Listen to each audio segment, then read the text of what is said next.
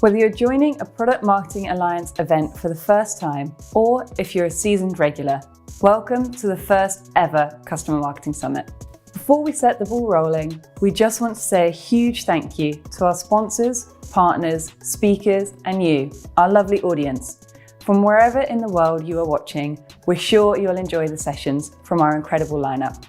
With expert presentations, specialist talks, and deep dive panel sessions on the agenda, you are in for a real treat today.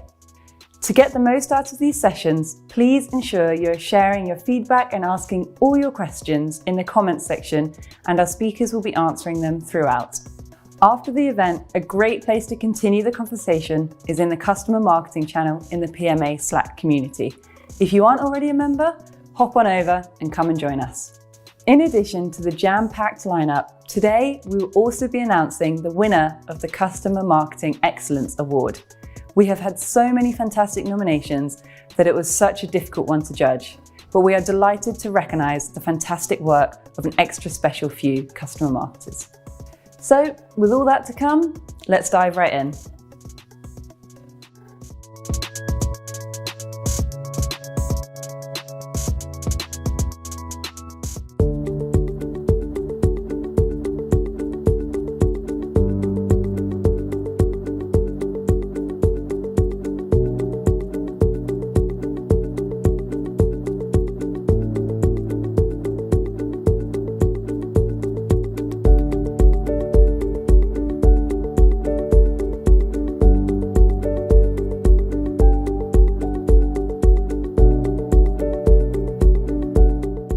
Hi everyone, I'm Bree Bunzel and I lead customer marketing for Dropbox, and I'm really excited to be part of the Customer Marketing Summit.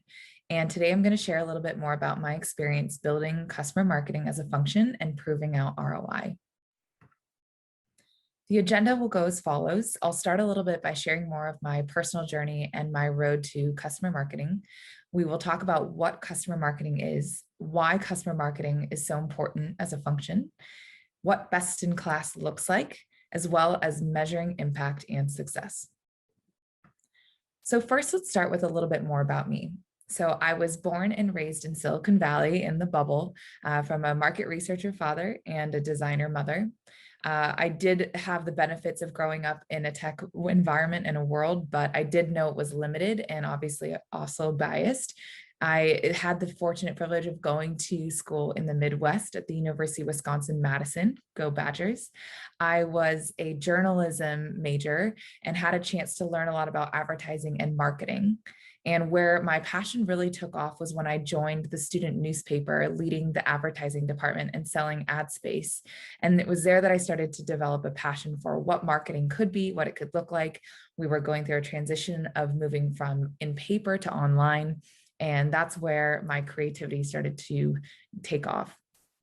From there, I worked at a company called Intuit QuickBooks. At the time, they had a rotational development program. So I had the chance to dabble in 4 different business units and functions over the course of 2 years.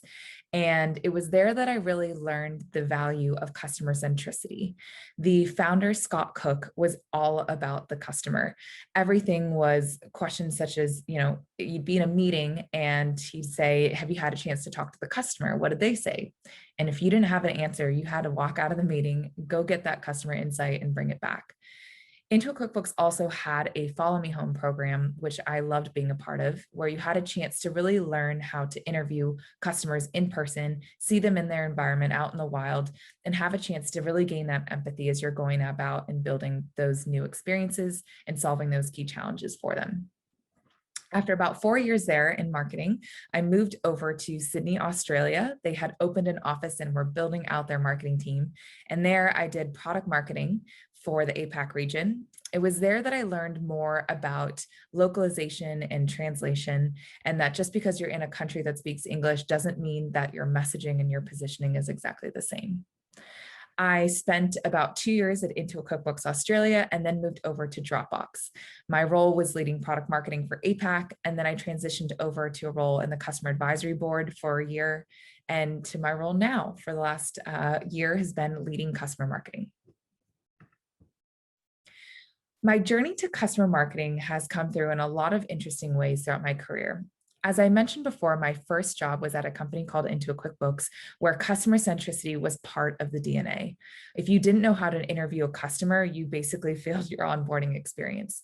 And so a lot of that evangelizing started happening and taking place when I was at the headquarter office, and it was something that I brought to Sydney, Australia. As I mentioned, I had a role leading a customer advisory board program globally at Dropbox about a year and a half ago. And it was there that I started to really understand the passion I had for chatting with customers, learning about their challenges, learning all the nuances in each region, in each location, in each language around the world.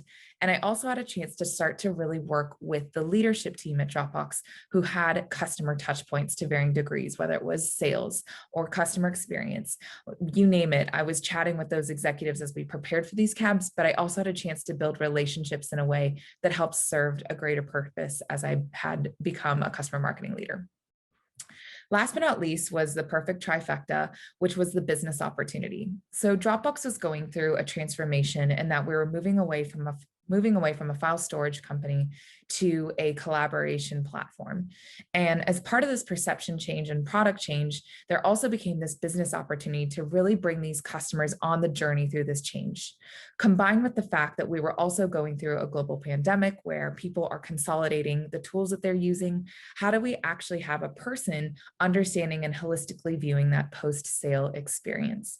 And that's where this customer marketing role came to me about a year ago, where I was tapped on the shoulder from our CMO. And what I appreciated most about her was I was nowhere near ready to be a director, a leader of customer marketing, but she hired and brought me on this role based on potential, not just existing skill set, which I really appreciate. So today I'm going to take you through my framework and the 5 steps to building out customer marketing.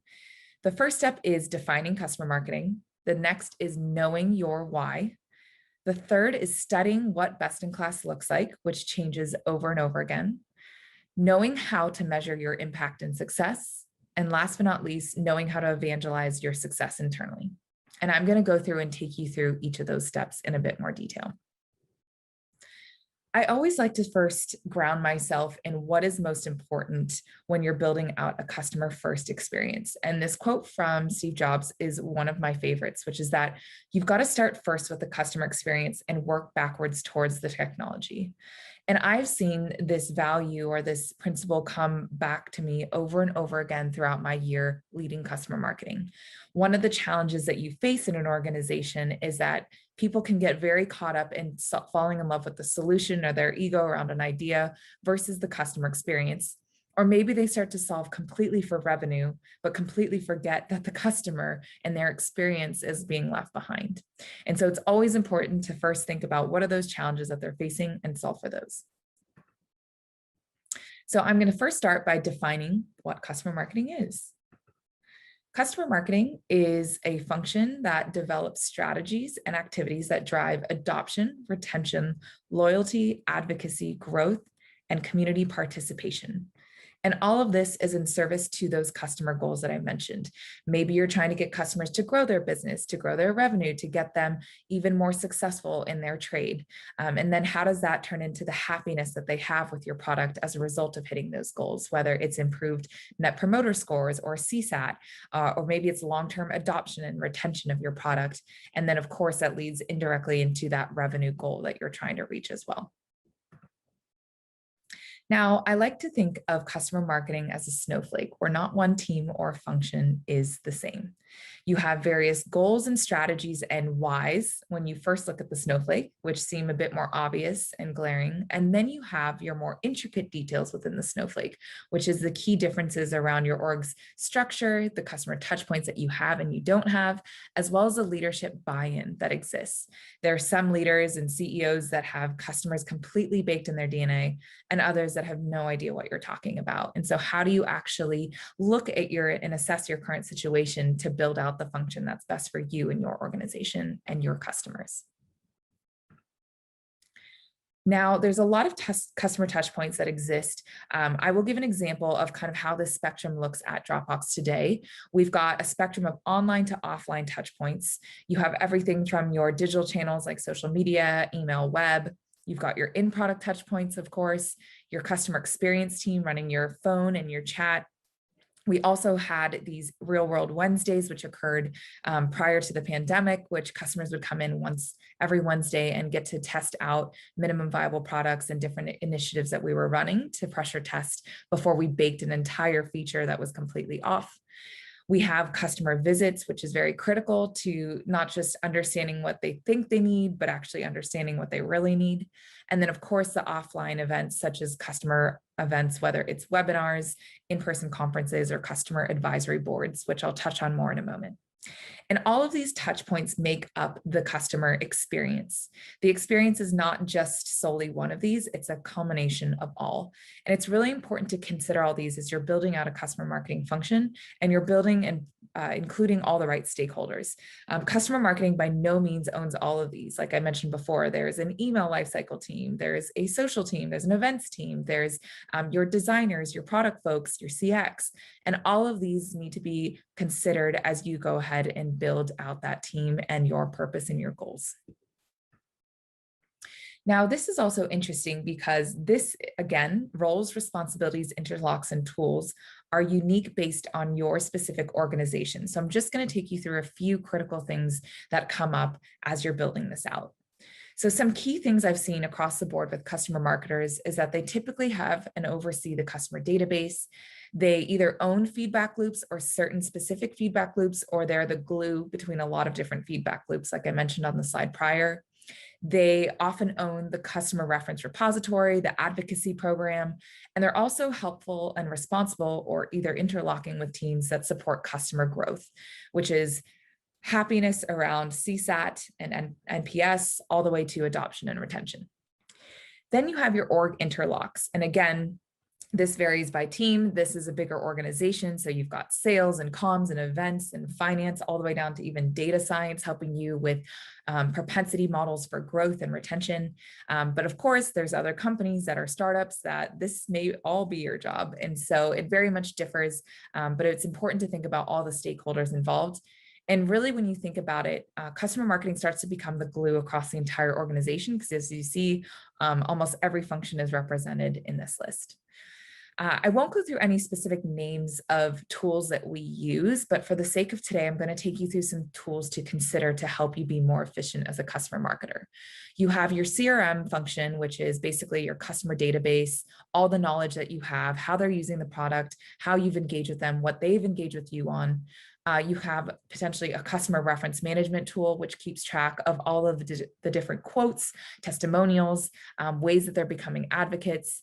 You might have an agency that helps you scale content, whether they're helping with the customer interviews, building case studies and stories, or maybe that's someone in-house on an editorial or content team that you have.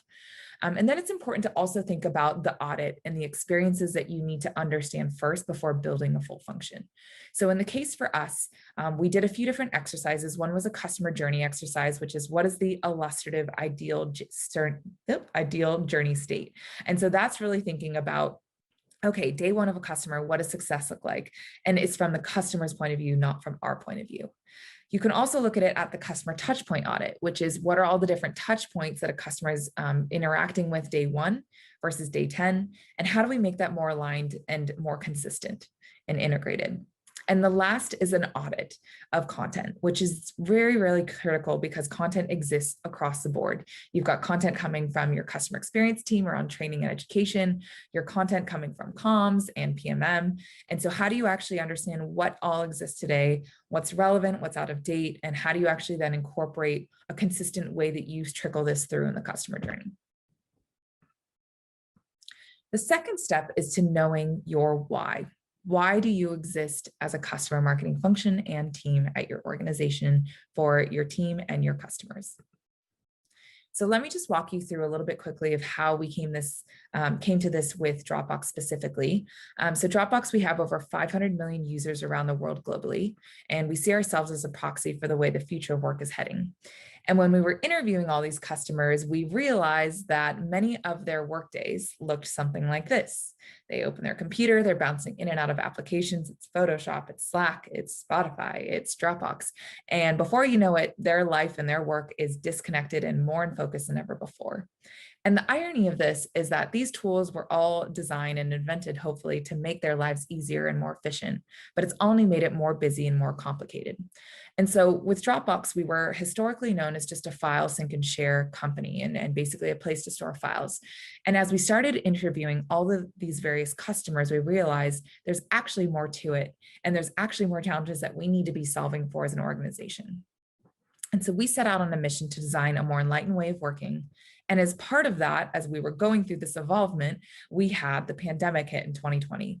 Remote work raised all these new challenges. All of a sudden, people are relying solely on their laptop, on their computer for all of their work, not to mention all of the challenges and distractions that exist while you're working.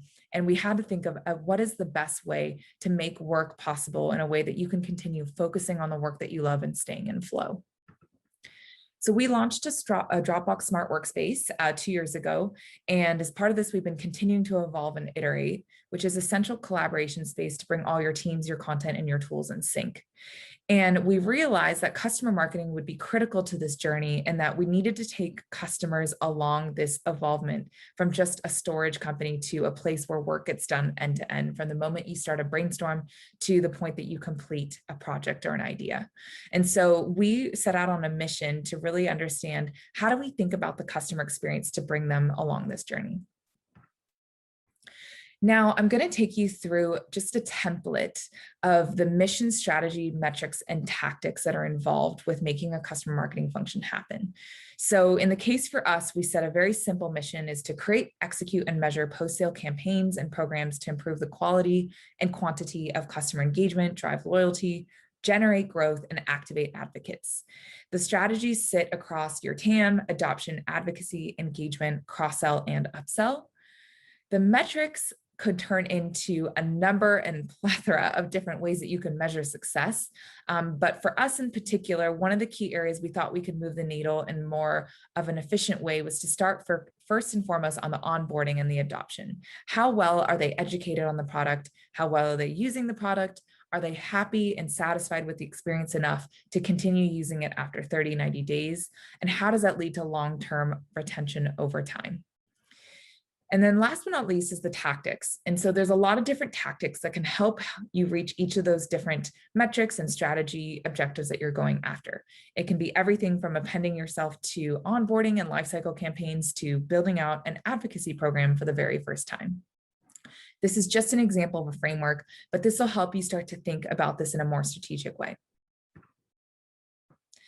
Third is knowing what best in class looks like. So for me, when I started off, I'm thinking, okay, what are some other B2B SaaS companies that are doing an amazing job of customer marketing? They have great advocates, they're telling good stories, their onboarding and their nurture campaigns are super successful, their net promoter scores are happy, their third-party reviews are through the roof. And so all of these factors went into identifying who these best-in-class companies look like. So what better way to learn about best in class than to actually talk to them? So you'd actually be surprised how many companies said yes when I said, hey, I'm starting out as a customer marketer. I'm starting out as a brand new function. Can you help me with how you got to best in class for your organization? And what turned into one customer marketer interview turned into 8, and then it multiplied very quickly and became this SWOT analysis that I conducted across all these best-in-class B2B SaaS companies, talking to the likes of Adobe and LinkedIn, Asana, Zendesk, Amazon, WalkMe, Monday.com, and learning from them how they built customer marketing. What did success look like? How did they interlock with sales and other parts of marketing or CX? And how do they measure success over time?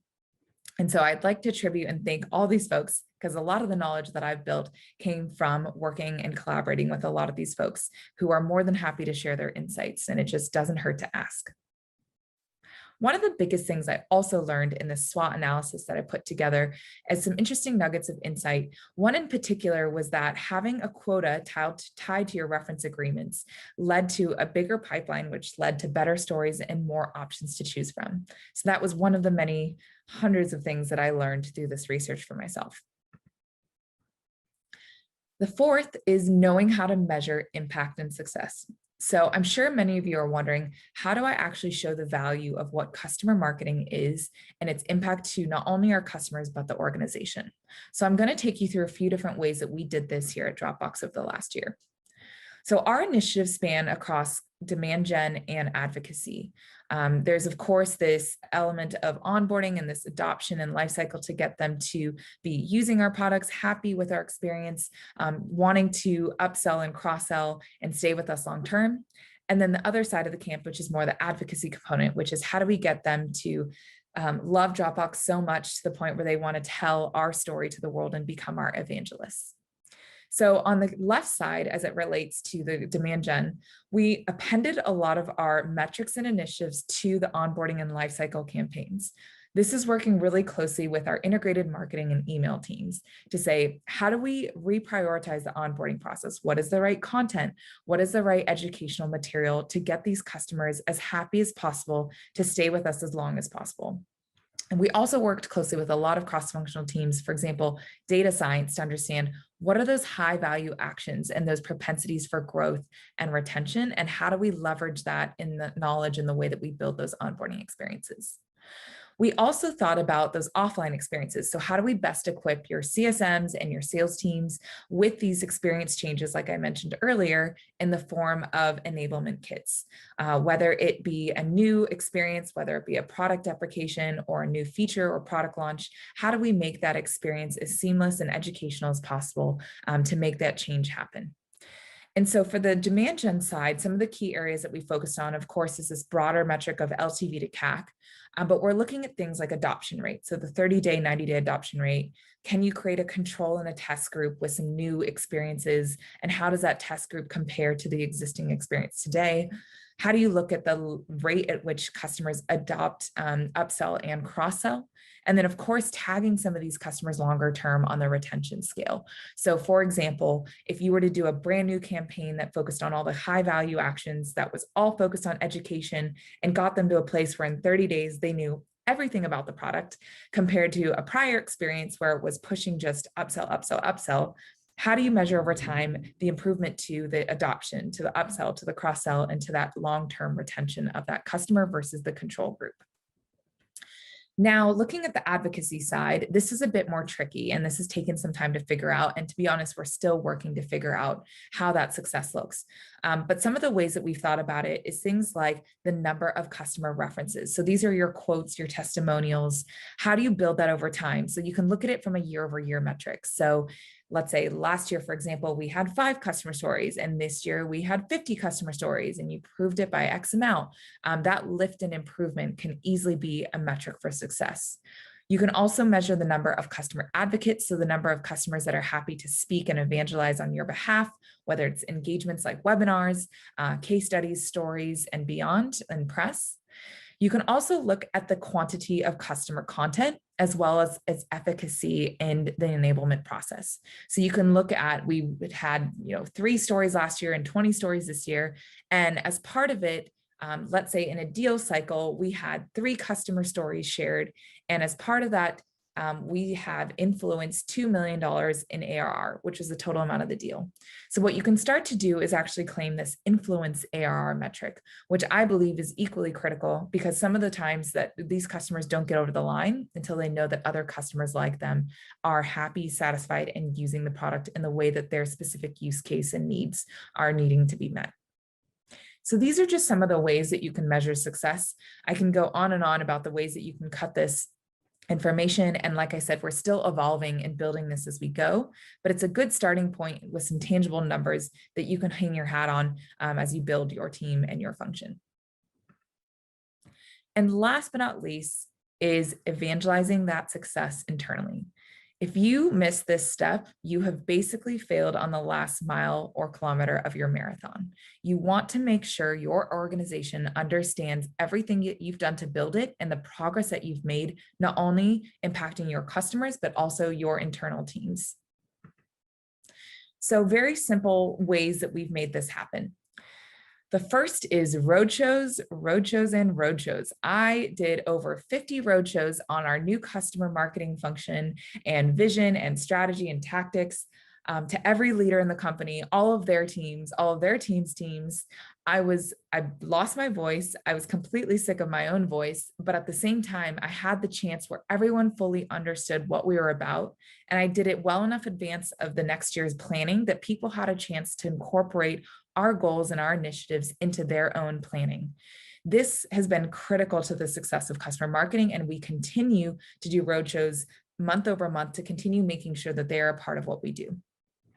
We also started kicking off a quarterly newsletter to really understand the impact of customer marketing, all the different wins that we've had, the infrastructure set up, maybe new tools that we're using, just so people across the company know how customers are being brought to life through advocacy initiatives, how we're improving their experience in the onboarding, and what are the learnings that we're having through some of these experiments and early tests. The third is one-on-ones, and like any work relationship, that is critical to the success of customer marketing is how great your relationships are across the organization. Like I mentioned on the former slide that I had, all of the different touch points online and offline have leaders and owners associated, and having that rapport and that constant relationship with them really makes a difference as you're trying to prioritize key initiatives and get other teams from their organizations on board. The last is a goal reminder. Constantly remind teams why you're here, what you're doing, what your purpose is, what your mission is, what your goals are, and how they can help you achieve them and how you can help achieve their goals. A repetition does not ruin the prayer here. And the more times that you can continue reminding folks as you're building a new function, the more likely it will stick with them as they're thinking about how to interlock with your teams and also how to help you be successful. In closing, there are 5 steps that I went through to help build a customer marketing function. You have to define what customer marketing is, know your why, study what best in class looks like, looking externally, knowing how to measure the impact and success, as well as evangelizing all the success and the progress that you've made internally. I am so honored to be part of the Customer Marketing Summit. Thank you so much for your time.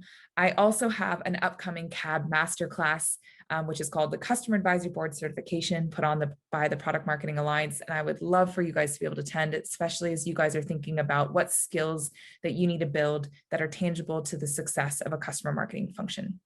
Thank you so much and have a great day.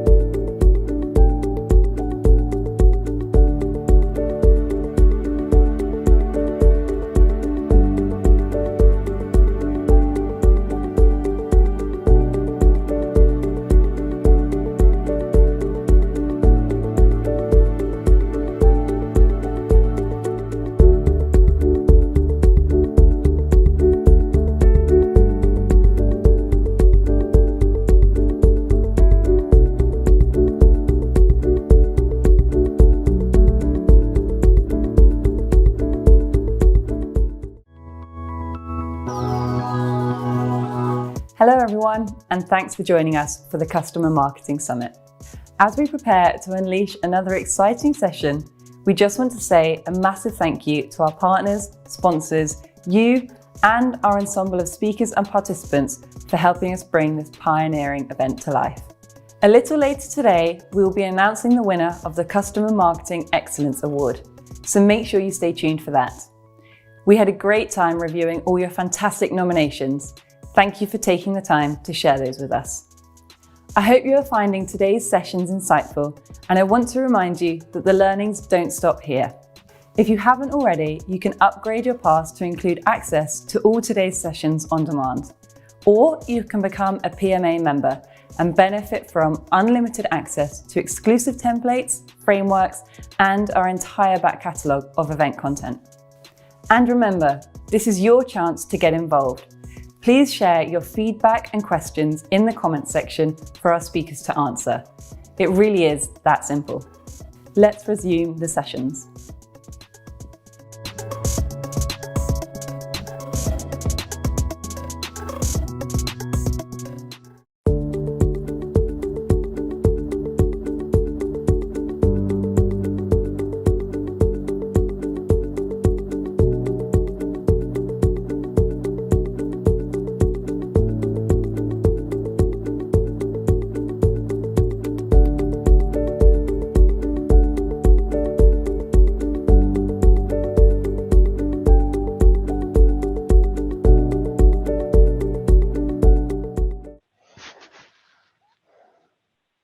Hello, everybody, and welcome to the panel session on engaging your customers with effective communication. My name is Igor. I'm product marketing lead in Lemax, tour operator software, and I'm joined today with Alex and Anita. Hello, girls. Hi, Igor. Hello. Can you introduce yourself to the Customer Marketing Summit attendees? Sure. Hi, everyone. My name is Anita, and I'm based in Germany. I'm very excited and happy to be a part of today's discussion. And I'm looking forward to learning more from all the speakers as part of the Customer Marketing Summit, and also from my esteemed panelists, Igor and Alex. I lead product and customer marketing at ThroughPut.ai. We provide an AI-powered supply chain software that helps companies make better sense of their supply chain operations and gain end-to-end visibility for streamlining productivity and output. Very excited to be part of the panel today. And I am Alex Connors. Super excited to be here. Customer marketing events are few and far between, so I think it's exciting to see such a great group to talk about some of the challenges and things that sometimes I think get put on the back burner for some groups in terms of education and subject matter experts.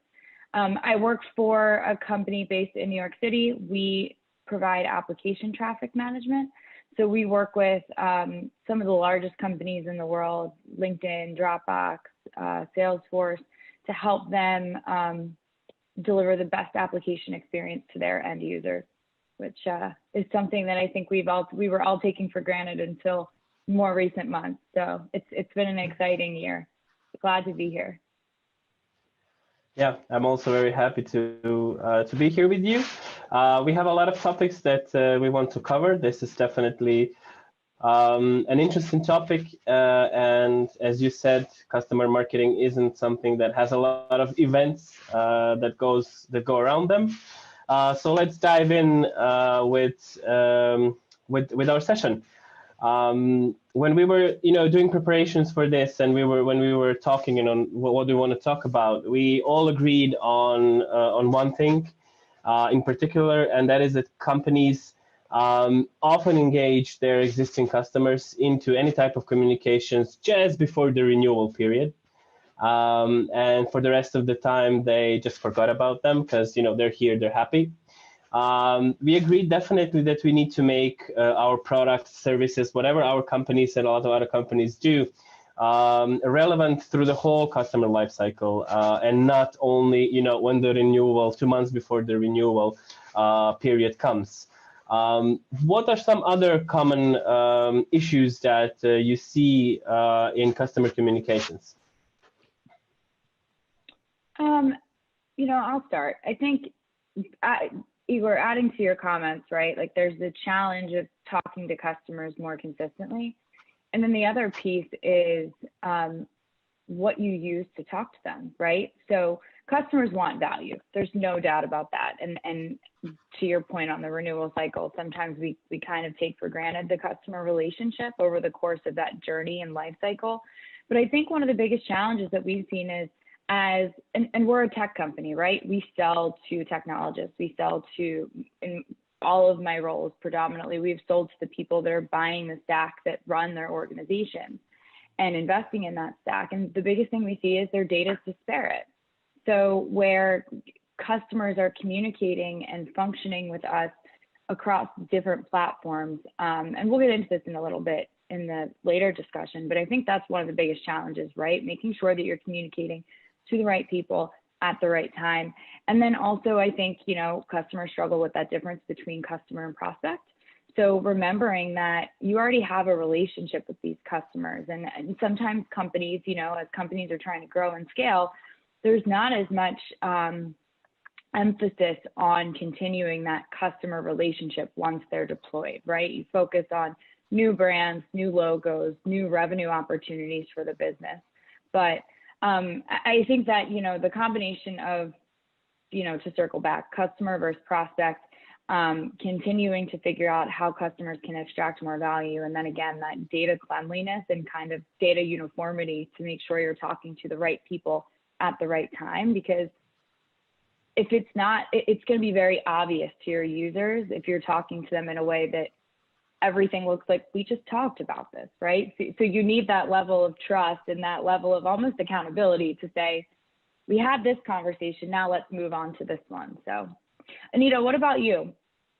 Yeah, I completely agree with most of the issues that you're speaking about. What probably I would also add is a lack of single source of truth in terms of so many different KPIs all internal teams use, so many different softwares that both teams are using. So how do you kind of centralize the goals and objectives and the metrics that we're using to measure? And how do you kind of obtain that single source of truth that tells you that what's the right information that you should be disseminating?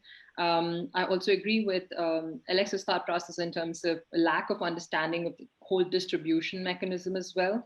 Oftentimes, there is a lot of emphasis when it comes to understanding what's a communication strategy, but distribution becomes primarily more like an afterthought. So how do you basically centralize and streamline and understand that there is not a lot of collision between probably what customer success teams are reaching out or marketing teams are reaching out, or what product marketing teams are also reaching out for different purposes, right? So centralizing and understanding what's the right way to reach out, I think would be definitely one of the core issues. The second is really the information overload that typically ends up happening. So customers tend to receive lots of information from all of us. So understanding what information is really helpful for them, and understanding and also kind of emphasizing the format and the medium, I think that completely varies across industries and verticals. So it pretty much comes down to the responsibility of product marketing and customer marketing teams to understand which sector requires what type of a communication and a distribution, I would say. Those would be my 2 cents in terms of adding up to more what Alex said. Igor, you come from a tourism sector. How is it different in your sector? Yeah, I would definitely say that if last year has taught us anything, is how important customer focus is. And yes, of course, you need to scale the business. You need to focus on new growth. You need to focus on the acquisition. But a lot of companies during the last year realized, including ours and including our industry, that when everything stops, you have to focus on them. And what we actually did in the last year, we intensified our communication with our customers on so many levels. We had weekly meetings with them. We had, follow-up sessions. How can we help you? What are you doing? Where are you right now? What is happening in your area? Because we also have global customers. So it's very, I like to see how that one of the positive changes that happened from the whole this whole situation the last year is this focus on your, on your existing customer. So definitely, I would agree here. And the trap that we can fall into right now is what Anita, you said, is the over communication. And now we have to be careful that we are not spamming our customers from 10 different channels and sources from the same company, because that can have a definitely negative effect. And maybe to add on to that, besides how I said that we were having weekly sessions with few of our customers, what are some other communication techniques that you guys use to engage your existing customers? Sure. I mean, so yeah, I was going to say, Anita, why don't you take this? Because your industry is so different from what a lot of people are used to in manufacturing, right? So I think everyone will really get a lot from you starting with how you guys are engaging your customers, because I think your customers are a little bit different than most people's in that way. Yeah, absolutely.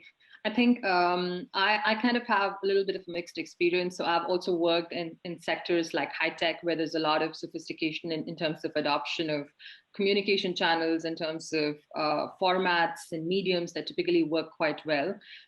Currently, I'm working in an industrial setup where the majority of the customers is slightly different when it comes to digital technologies, and also their preferences are completely different. So I tend to work closely with my customer success team to understand, how do we kind of engage better with customers?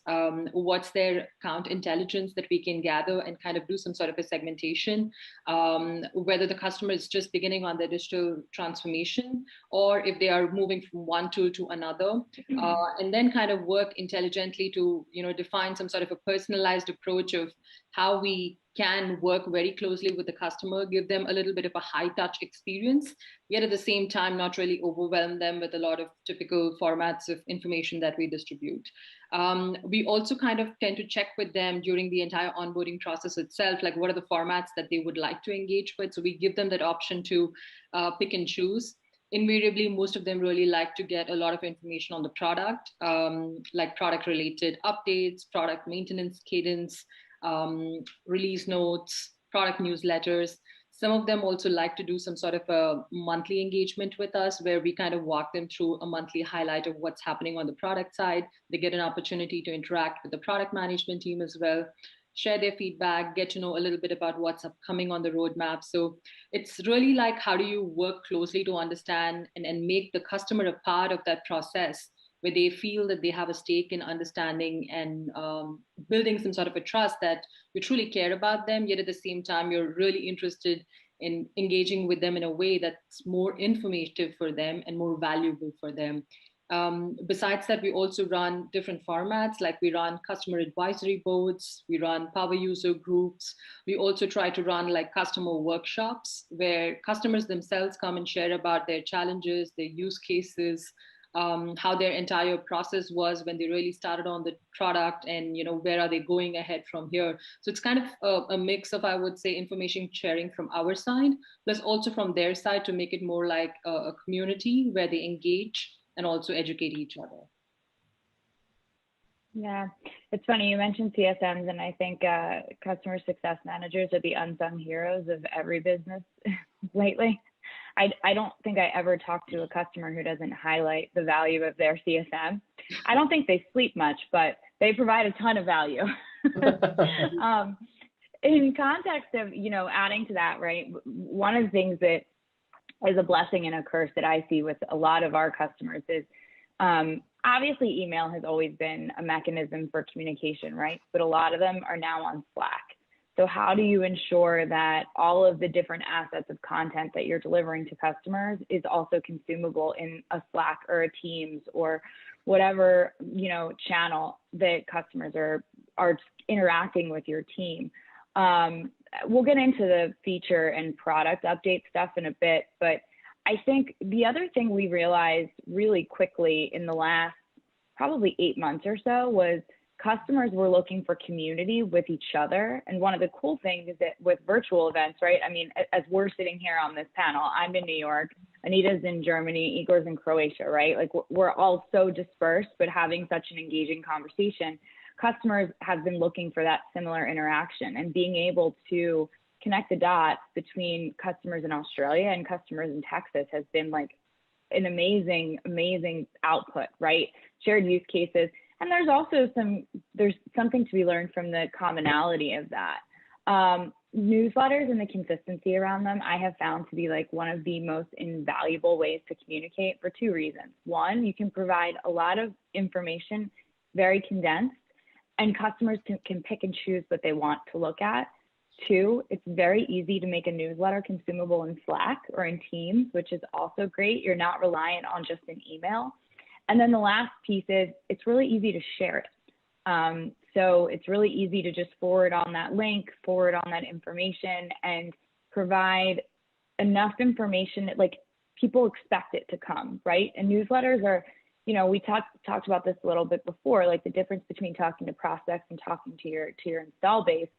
Newsletters give customers everything they want to know in one place consistently, and no one ever feels like getting into a newsletter you don't expect to be sold to, which I think makes it really valuable as a source to share anything from updates to even industry news. I found that to be a really, really valuable resource on top of, you know, what you mentioned, Anita, leveraging CSM. Yeah, definitely. And when we are coming to newsletters, I have the one that is often forgotten about are the release notes.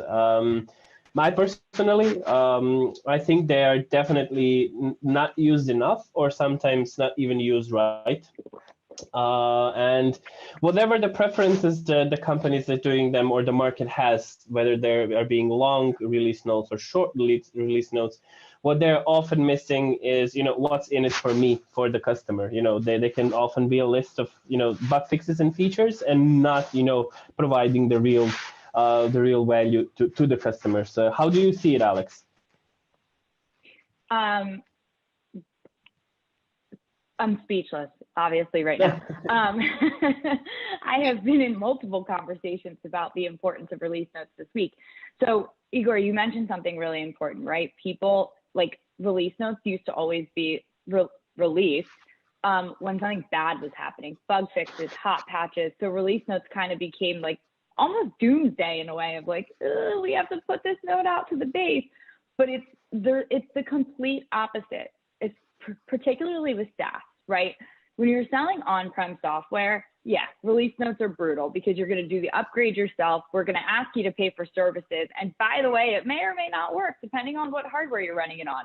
With SaaS, release notes are like, to me, you know, if we bridge the gap between what you said earlier, right? Renewals, talking to people right before renewals, release notes are like the single easiest way to bridge that gap between having a continuous conversation with your customer, continuing to show value in where you're investing, updates to your UI, updates to integrations, extensions of the platform, new reporting availability, right? And making customers feel excited to renew again.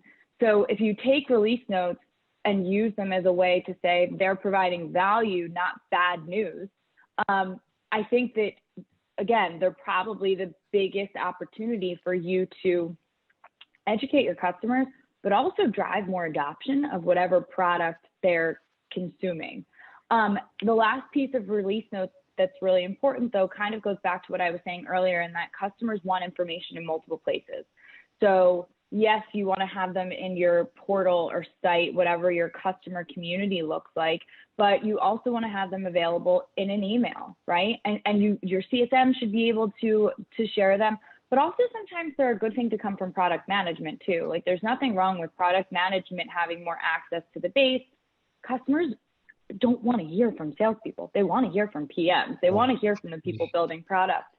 And then the last piece of that is making them available in your product. And that's, you know, that's when you're delivering in a SaaS model. But I think multiple streams to consume them, and looking at release notes as an opportunity to make that renewal cycle easier and show value, versus the idea that release notes are there to show that things needed to be fixed. I think those days are gone in the wake of SaaS. So I would Anita, add on what it. about you? Oh, sorry, Igor. No, I just, you sparked an interest here when I would, from the channels that you mentioned, I would definitely also mention in-app. I remember when, I don't know if we are allowed to say different vendors, but when I was using Gainsight, the release notes became such of a habit to me that I was waiting, you know, for the first week of every new month, and waiting that in-app to come, and what's new, you know, because they did it so well. They explained, you know, how will my job be easier because of the numerous things that I've put out. It just became a habit. And I think that's the best part that you can do with the release notes. When you communicate the value so good that you make a habit from it, and people look forward to them. I can't wait to tell my game site friends that. I've worked closely with a lot of the game site team in London when I was living over there, and I'm sure Nick will be over the moon to hear that glowing endorsement for game site. Yeah, and Anita, how is it with your industry? Is it our release notes something that is common, or? No, I think in the industrial sector, it's not really very common. But with the increasing adoption of digital technologies, and as more and more manufacturers get familiar with how there are some hidden benefits of looking at some of the adoption of the digital technologies and using data in general to understand what's going on, I think they are slowly moving towards looking at some of the best practices that SaaS and high tech has been building over the years.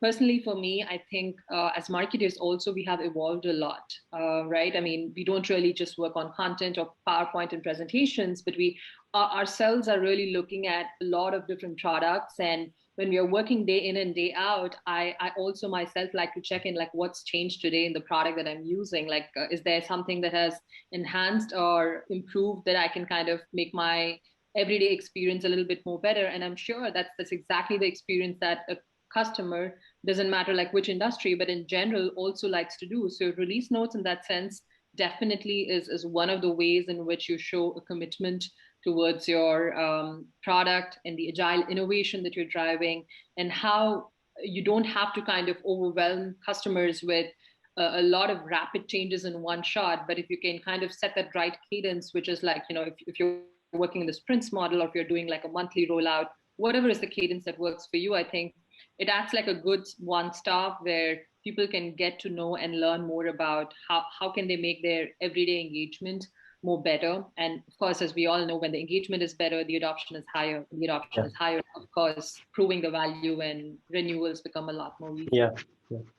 Yeah. And how to add on that? How does this differ from the other focus, the focus on prospects, and how does the communication toward your existing customer differ to the communication that you have to your prospect? Yeah, I would say trust is probably the biggest one, right, Anita? So your prospects don't know you, they don't know your brand, and they've maybe heard about it from a third party or by consuming some kind of content. But once you have that trust with your customer base and that understanding of their challenges, apparently this is CSM or CS tool shout out day. I was reading an article on client success, this blog yesterday about empathy. And I think that's the difference with customer communications versus prospect communication. The understanding that, like, we know your challenges, you trust us to be your partner, right? Looking at your customer as partners and not as just another number or another user is really important in how you're communicating with them and the delivery of information that you're delivering to them. Anita, I'm sure you see similar experiences. Yeah, absolutely. I think when you're about to get a customer, it's really more about winning trust. And once you do get the customer, it's really about how well can you retain the trust. So trust is definitely the cornerstone piece of how we need to really drive this. But really, it needs to kind of talk about the value and under different topics and lens in terms of what's the potential engagement, what's the potential ease of use, what's the potential impact, and as much as possible that we can tie different siloed perspectives of the key jobs to be done for customers into a single tool. I think showcasing and helping them get their jobs done faster, better, easier becomes a lot more easier for sure. Yeah, definitely. What other channels? I've mentioned in-app in our previous discussion. I personally see it something that is not used enough, and I can kind of understand. I think that it has a stigma because of all of the web pop-ups that we are bombarded with ads and everything. But they shouldn't have. I mean, it's a very, very powerful tool because you're targeting your customer, at the time he's using or she's using your tool, using your solution. And if you combine that with some analytics, you can even, target them to make sure you're not interrupting them in the work they're doing. You can do it as soon as they log in or before they log out, and similar. What other channels do you see being, underutilized?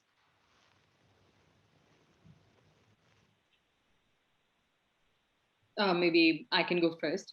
Yeah. I think the typical areas that include are the product walkthroughs, your major release updates, and how other areas can be definitely leveraged are completely underutilized. And I would even add that they're not very highly experimented with as well, right? So most of the times it's really about, when we are doing a massive product rollout, when we have a lot of UX updates, we want to create some interesting user guides, and that's where pretty much the status quo exists today when it comes about in-app communication. A lot of times, most of the products today have some sort of analytics in general, I would say. So combining the insights, what you can get with your inbuilt product analytics as much as possible. If not, there are so many different tools that are available today.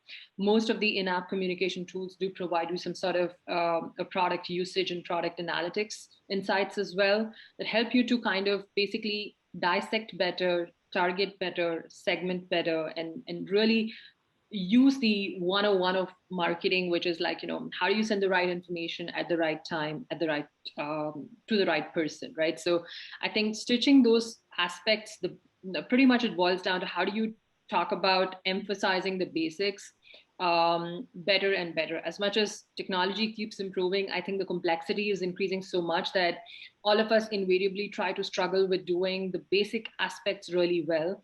So I think on one side, there is this whole aspect of experimentation that definitely needs to be done more. On the other side, the basics also need to be fine-tuned a lot more to make sure that you can kind of really target and segment better, I would say. The other aspect that I typically feel is kind of not really utilized that well is the aspect of feedback and surveys in general. It shouldn't be just about utilizing them during renewals in general, or also probably when churn is most likely to happen. I think it should be a point of a format that guides product marketers and customer marketers in general to understand what is the actual experience like, what is the it's a better way to kind of actually validate the product hypothesis, the feature hypothesis as well, and kind of really work backwards to say with your product team, these are the core areas where customers are actually struggling, or these are the core areas where they see value. Can we maybe prioritize or change our roadmap slightly to accommodate this better, right? So I think looking at those aspects would definitely be instrumental to be completely data driven, yet at the same time have, as Alex said, a lot more empathy towards really looking at where customers are not seeing a lot of value, I would say. Yeah, and I think, one of the things that we haven't talked about, right? In-app is ideal. In an ideal world, all of your consumers are living in your app. All of your customers are living in your app. The reality is that's not the case, right? As much as we would love for that to be the case, we probably wouldn't have jobs if it was. You wouldn't need customer marketing if customers were that obsessed with your product, right? Yeah. Another thing that we find is we have a lot of customers that access products via API. When you move into the infrastructure space, when you're moving into the core environment. So how do you get in front of those customers who really have no interest in logging into an app or logging into a portal daily? Maybe they're doing it, every so often because billing might sit there, release notes could sit there, as we mentioned, other information might sit there, but day in and day out, they're doing everything via an API and moving on to something else. If that's the case, then you have the balance of a combination of email, CSM, support to some degree, your account management team, and then also, like I mentioned, Slack and Teams. I think products like this, and full transparency, I love both of those products, but they also drive me nuts. Like, they can be the most distracting thing in the world some days. I was just talking with another customer of ours about it was like a Slack vent session. I was like, I will never send you important information in Slack because if you miss it, you'll never see it again. But I always think of Slack like Twitter. It has 60 minutes of life. And after that, hopefully they see it in email. But that's a big challenge, right? In terms of how customers want to consume information. And I think the one thing that keeps coming up for me as we're having this discussion is we're marketers, right? So we all know what we want in terms of if we need information, we look at HubSpot, or you look at Gainsight, or you look at all these different Marketo, a little more vintage, but you know, we look at all these different products and all these different companies who have become those SMEs. And that's where, as much as brands seem frivolous at times, if your users are disparate and you're using all of the channels that you can, the next best thing is being that brand that people trust and go to when they're looking for more insight and more information. And that's the job of everyone in marketing, right? That's the job of your entire company. So how do you take all of these channels that we've talked about, whether it's in-app communication or email or Slack, or even like big forums, right? Big your customer community, which we haven't even touched on today. The next piece is leaning into your brand for those customers that just aren't going to access things in the natural way that most users access things. It's kind of a long-winded answer, but unfortunately, it has to be more omni-channel, if you will, because customers sit in so many different, they function in so many different ways. Yep. I would definitely agree with both of you. And the thing that we haven't touched, because we could talk about it, you know, for 7 or 10 different sessions, is a community, actually, is creating the community of your customers. And when I put myself in the shoe of the customer, when I'm the customer, I myself try first, if I need to find out something, I will probably try to go at their support pages, ask the community, and then, you know, then go forward. So a community isn't something that it's easy to build, but every time that it's done right, you can get a lot of value from it. So that is something that is definitely underutilized. And we touched also upon the product adoption several times. You know, as product marketers, as customer marketers, we know how that adoption is very important for customer satisfaction, for renewal rates, and everything else.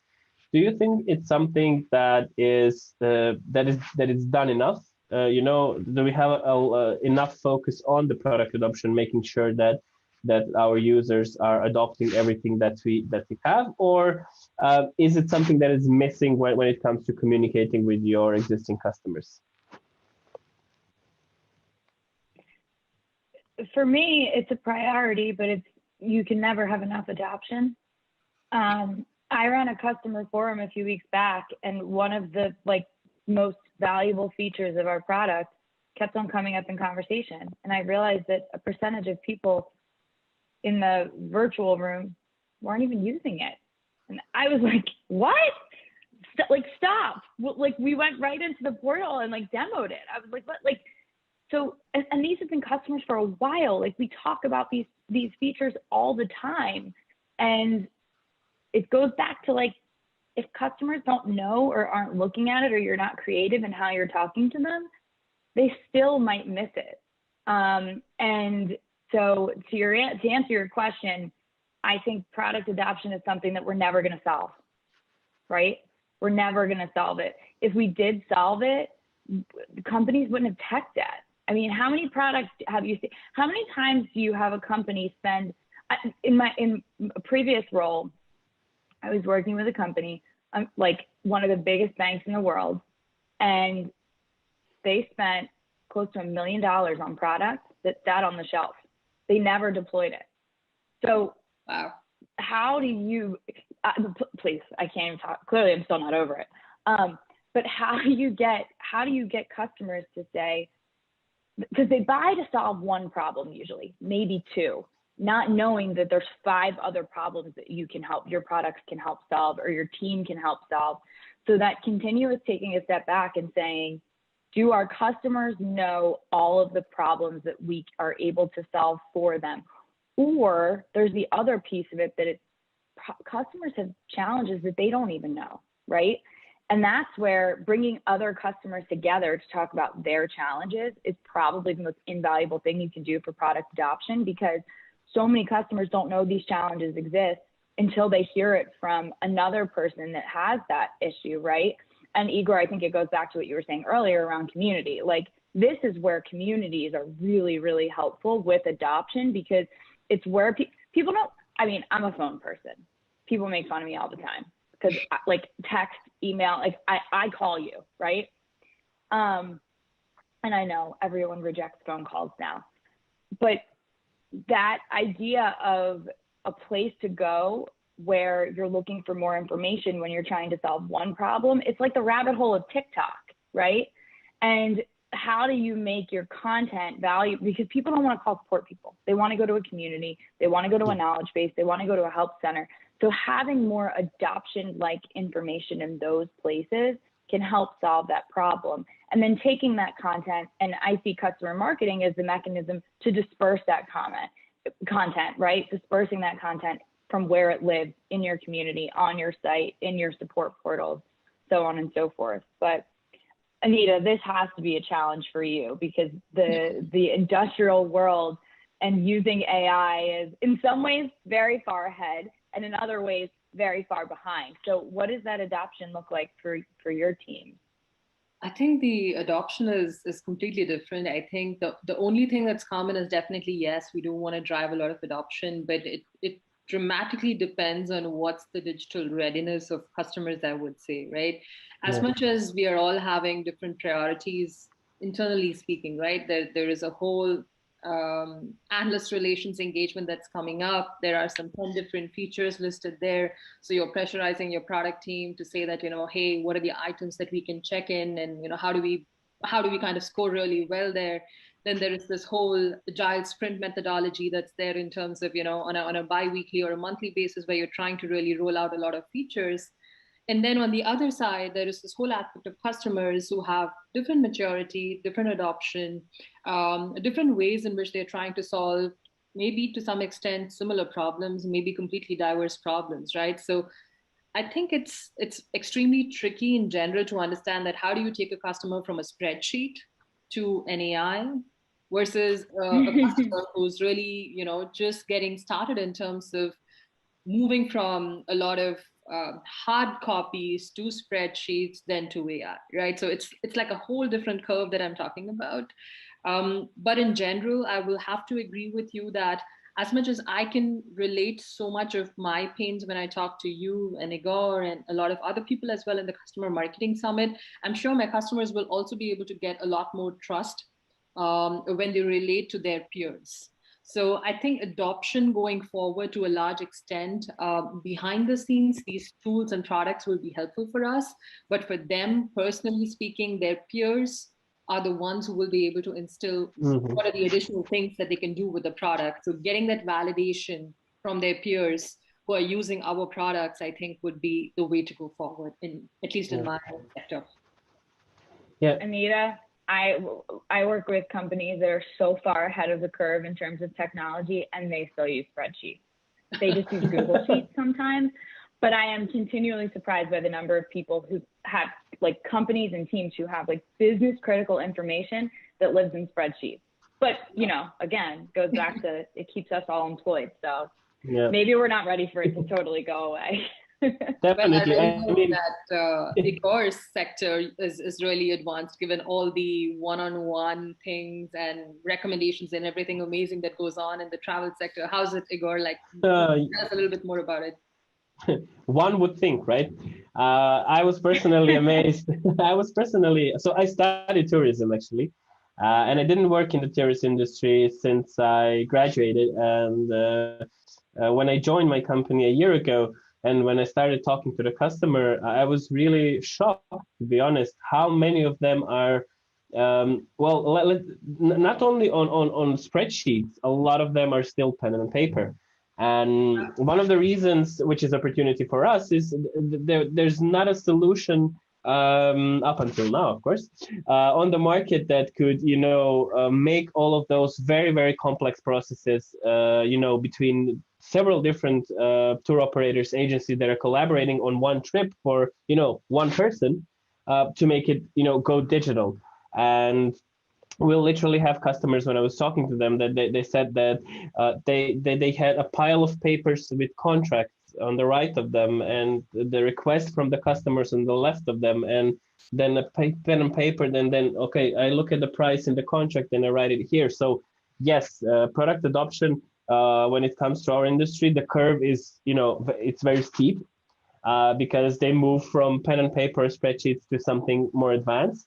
But what I realized, not only here, but let's say I confirmed it again when I started working here, is product adoption. It's often considered something product management, product marketers should do, but it's a team effort. I know it sounds like a buzzword, but it's a team effort, because the product and product marketers should track track how is adoption going, and which parts of the tools or product are not being adopted, not being used. And you have to have the CSM to train the customer, to ask the customer, for the feedback while they're not using. It's the whole loop, and then you tie in the release notes and in-app and everything else. So definitely, it should be a teamwork. As I said, it sounds like a buzzword, but trust me, it's not. Get everyone on board. And we really do see improvements when when a lot of people from the same company and the customer from the outside start thinking together about adoption. So that's definitely an advice I would give to anyone who's even remotely thinking, is the product adoption an issue for me at my company? Totally agree with you. Can't underestimate the internal alignment for sure. Yeah, definitely. So we are running out of time. As much as we're enjoying this conversation, what would you say for your closing notes for this session? Is there something you're looking forward to? Is this something that you're planning as a project in customer marketing communications in the following year? Maybe I can start. I've actually just started a new job this year, so I'm heads down and really excited about rollouts of a lot of the topics that I discussed with the two of you here. Besides that, I'm looking at two personal goals for me. One is to be able to talk to one customer every week, and on a monthly basis talk to one of my peers outside of my company who are to learn and kind of really understand better what's working for them and what's not, and how are they using different tools and technologies and communication formats to see what are some of the best practices that's working for them, how I could incorporate in my sector. So those three would be the personal goals that I'm trying to do, I would say. So now you can tick 2 months in advance, since you talked to both of us now. And by at the summit, I'm sure you could tick off the next 12, really, depending on how many people you talk with throughout the event. So that might be cheating. You might need to up that number. In context of goals, it's funny, like going into 2021, I had this conversation with our head of marketing. I said, there's such energy that you get from talking to customers. So it's the thing I miss the most. Anita, I have a similar goal of talking to at minimum one customer a week. I would say what I'm most excited about is hopefully getting on a plane and being able to, share meals with customers again. Who knows if that will happen? If not, I think what I'm most excited about is what remote work has done in terms of this part of businesses, right? This part of marketing. I think that it's created such opportunity for companies who really didn't have to be heads down and so focused on their customer base. I've always been a proponent of customers are a privilege, not a right. So trying to build that, like the group here, and not just in this panel, the group at this event, I'm excited to see the continuous standard be set for how to have those ongoing conversations with customers and delivering value, and also making it an expectation and not a nice to have anymore. I'm excited about where we're going as an industry from that perspective. Igor, I can't imagine I'm sure you're excited about a lot of things, but I mean, you took a job at a travel company less than a year ago when no one in the world was allowed to travel. So you must have a lot to be excited about. I accepted the offer 5 days after World Health Organization declared the pandemic. Wow. So I can't believe they were still hiring. we actually hired I think more than 20 people in last year. So the thing is that the travel industry is hit really bad, and it's at a top. I mean, there's barely few countries in the world that are receiving tourists. But what it gave us the time to really focus on the customer and not to be cheesy, but it really did, because we took the time to assess all of our processes to see what are we doing good, what can we do better. And this is something that I'm looking forward to seeing being rolled out as as the vaccinations are coming, as the borders are opening. I'm really looking forward to see all of those effort going into seeing the light of day and in the next year or even more. So that's something that besides the customer focus, we need to make sure that this customer focus doesn't evaporate again, because okay, everything's open, let's go now.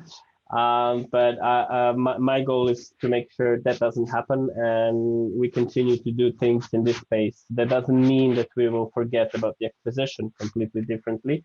It only means that it will finally sit at the same level, the existing customer and the new prospects and new customers. Okay, I think that our time is up. We are just a minute. We have a minute to spare. Thank you for this lovely conversation. I really enjoyed it. I really myself did learn a lot from you in the past even few days that when we were preparing for this session.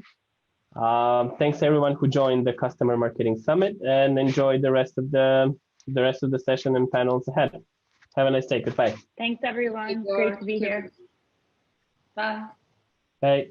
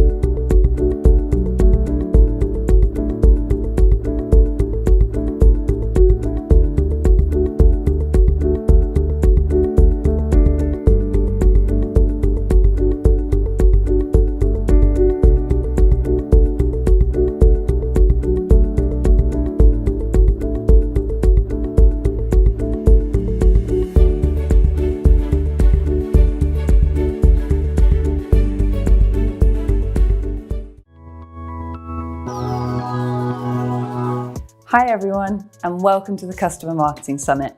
Thank you for joining us. Just before we dive into the next session, I want to let you know about a very special launch that is happening today. We are delighted to announce the launch of our next exclusive certification, teaching you everything you need to know about customer advisory boards. We have partnered with the wonderful Bree Bunzel, the Global Head of Customer Marketing at Dropbox, who will host this course. If you caught Bree's presentation earlier today, you will know that she has a wealth of experience to share. In this certification, Bree will outline what it takes to build a world-class customer advisory board, with her insights serving as the perfect platform to help you establish a customer-first mindset. She will also lift the lid on how CABs highlight how customers are using your products, how to secure buy-in from key stakeholders, and much, much more. I'm also delighted to share an exclusive discount with you all today. If you register within the next 48 hours, use the code CMS2021 for a handy 10% off.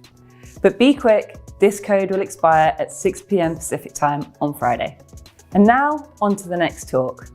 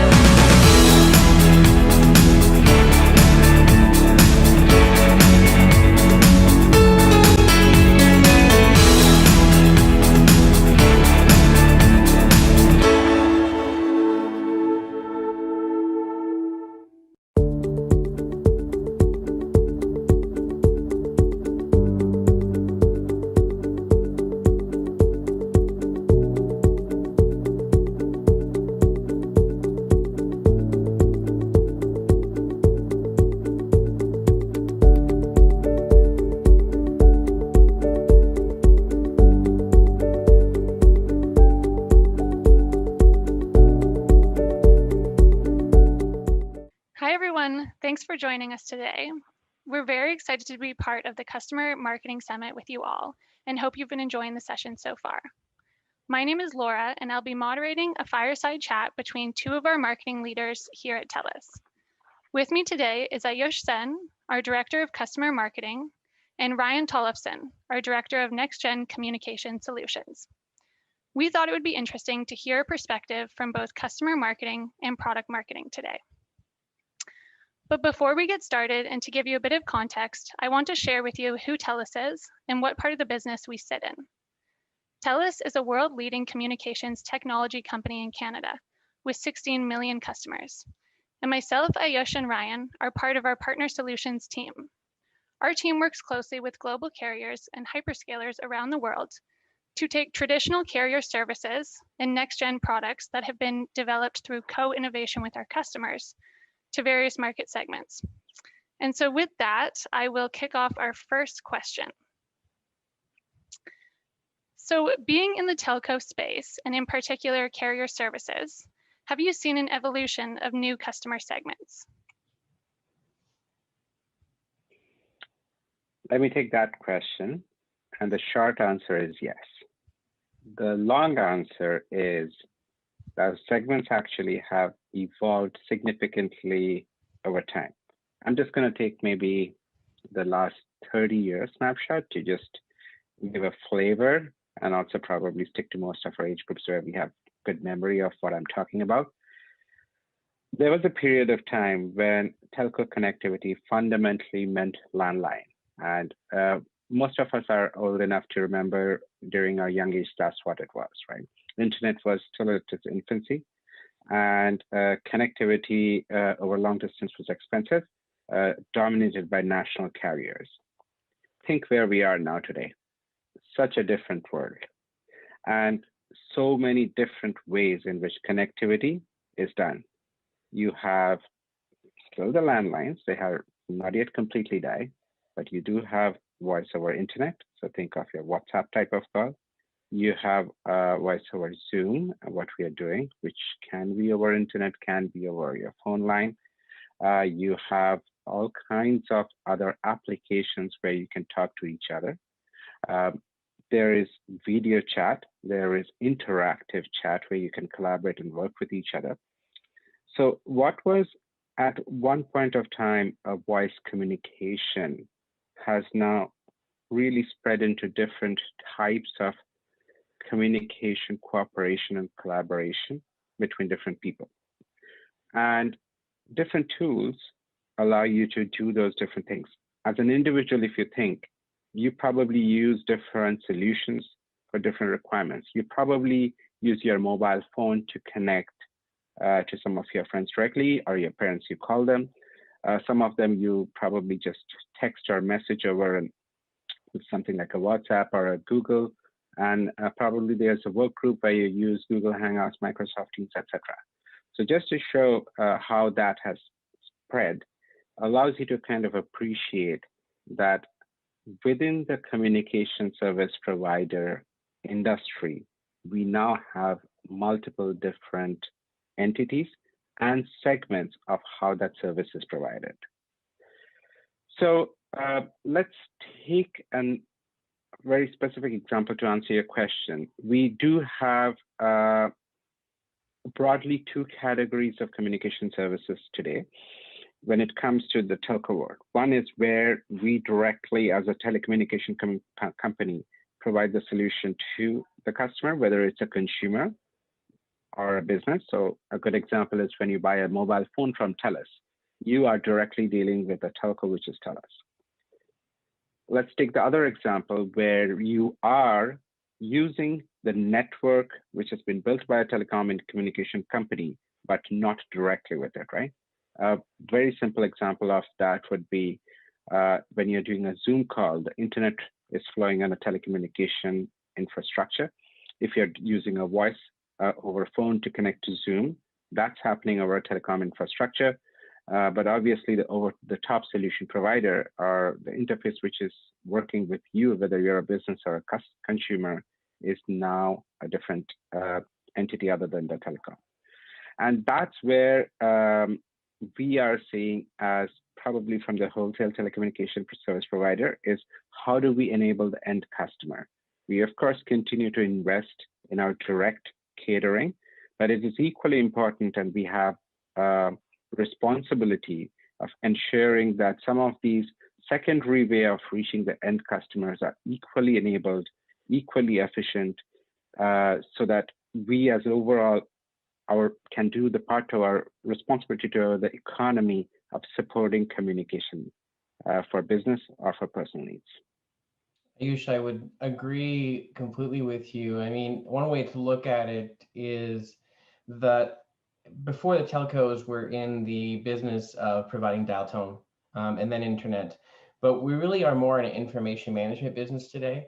And that changes the who we're dealing with. In the carrier services or wholesale arm, we focus on trying to enable other telcos, but now we're dealing with media companies and advertisers, and we're in a world of media. And so there's lots of convergence happening, and that changes who our customers are, and therefore how we approach them and reach them and engage them. Fully agree with you, Ryan. Thanks, Ryan and Ayush. And that was a great segue into our second question, which is, how are you adjusting to this change and what are you doing differently? Well, I mean, many things have changed, but many things have also stayed the same. And business is business. And I think I'll start with the one element that for me hasn't changed that much in the last little while, which is that we're in a space of co-opetition. So we're working with partners and other telcos who both work with us, collaborate, as well as compete with. And so there is some pretty advanced channel dynamics happening within our space. And that's not necessarily new, but the pace with which we are doing collaboration, the scale and size of collaboration has certainly changed. And so that kinds of put a new frame. And I'm going through kind of a framework we say at Partner Solutions of the 4 C's. So co-opetition is C number 1. And then our second C of the 4 C's is collaboration. And I think how we collaborate together with partners has changed a lot. In the past, it was very regulated, very process driven, very mandated. And that there's some element of that that's never going to go away in this space. But now we collaborate at the business level. What's the value we're creating together? How are we going to market together? How are we co-marketing? How are we co-developing? And that changes a lot of the conversation to be able to create shared incentives, to be able to make sure that there's shared risk and also shared opportunity. And we do that every day in Partner Solutions, and both product and marketing have to work together to be able to create that value proposition and to be able to bring it to market and make sure that it's realized and understood by the entire value chain. The third C and 4 C's is being customer obsessed. And this won't be new to the marketers here or product marketers specifically. And we really have to start with understanding the customer's needs and making sure that they are satisfied. I mean, if nothing else, the main reason for that is advocacy and the advocacy value chain that we're creating, our virtuous cycle. But also just because we want to be able to replicate customers, we want to be able to multiply their satisfaction, be able to create referrals, to be able to use them for testimonials, and to be able to make sure that they're really able to get the value out of what we're offering them and what we're delivering them on every single day. So at Telus in particular, we are very customer obsessed. We work with partners and prefer to work with partners who are also customer oriented, and together we can create that value. The fourth C at Telus, and that is extremely critical, is culture. Telus has invested a lot of money, time, energy, passion, and energy into our culture. It's a very strong culture, and we use culture as a rubric to decide how are we going to form partnerships, how are we going to be able to deliver value together. And it is part of both our employee programming. It's part of our go-to-market programming. Our branding is quite strong. And it's one of the brand stories I think that haven't really changed. It's evolved, but it hasn't changed in the last 20 years. And I think that it's a very powerful brand, and it's really rooted in a culture of being able to deliver value to our customers, as well as to society as whole, and to make sure that social capitalism is part of everything we do at Telus. I have to say that was an excellent summary, Ryan, and I love the four C's. I don't know where you heard it before, but that was an insider joke, by the way. But yes, I think the fundamental aspect which Ryan mentioned is just really true in today's ecosystem, right? We do not operate in a market today. We operate in an ecosystem today where everyone is linked to everyone. It's no longer a pure, I'm a customer and you are a seller. It's all about who's your other customer? How do we plug into each other? How do we kind of enable each other? And the more you are able to enable each other at the same time of drive some profitability with the organization, which is, I think, kind of the co-opetition word captures at the heart, is essence to what I believe Ryan was trying to say it in a much better terms than me. Thanks for that. Perfect. And speaking of ecosystem, so why do you guys feel that product and customer marketing as functions are important in B2B ICT, and how have they evolved? You know, it's a very timely question. I suspect there are probably a few software people listening into this as well as telco, and I have worked on briefly on both sides, but I think that our software colleagues may be slightly ahead of telco, so in this space, but we are catching up, and we're going to leapfrog you, in my opinion. But where I think you have understanding is that we really have to build our products and our go-to-market with the customer needs at the center. I mean, I can tell you that traditionally, which won't surprise you, many telcos are focused on taking products to market and then positioning the value of those products, whether you needed them or not, or whether or not you fit exactly what the feature needs are. And really the goal of product marketing and customer marketing together is to take that inside out and to work from the outside in into developing a product that really delights the customer and meets the needs that they aren't even really able to articulate. And that's not necessarily easy to do when you're traditionally selling minutes, mobile phones, and when you're selling wavelengths or facilities or private line facilities. Those are, from a telco's perspective, widgets. And trying to take those and position them has been how our sector has grown for a long time. But now that we're competing against media companies, over-the-top players, internet, much less competing for your attention because everyone is so inundated with advertising offerings, how much research you can do in the buying cycle before you even talk to a salesperson. Like, this has turned everything upside down, and I'm probably saying things that you know as well as we do. But the ability to take a telco from a place where you are putting widgets out onto the market, or selling facilities or selling minutes, and to understanding what a customer needs and serving those needs with a product and a solution that meets them is a pretty big reversal for us. And so the product marketing and customer marketing team, so I'll speak for Ayush and myself. I'm on the product marketing side for our next gen voice. And I also do product management and product development as part of that. I wouldn't be able to do my job if I didn't have the support of the customer marketing organization to understand what our customers need and to be able to reach out to them. And similarly, when I'm trying to develop a product and then bring it to market, we work together very collaboratively to make sure that we are communicating the value of that product, enabling our sales team, enabling our indirect channel, our sales engineers and technical folks, our customer care folks, and that requires us to work very closely together to do that.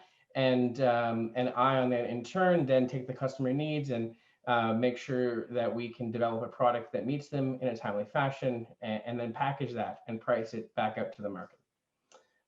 So in a sum, this is a big change for us from working from pushing products out to understanding how to satisfy needs.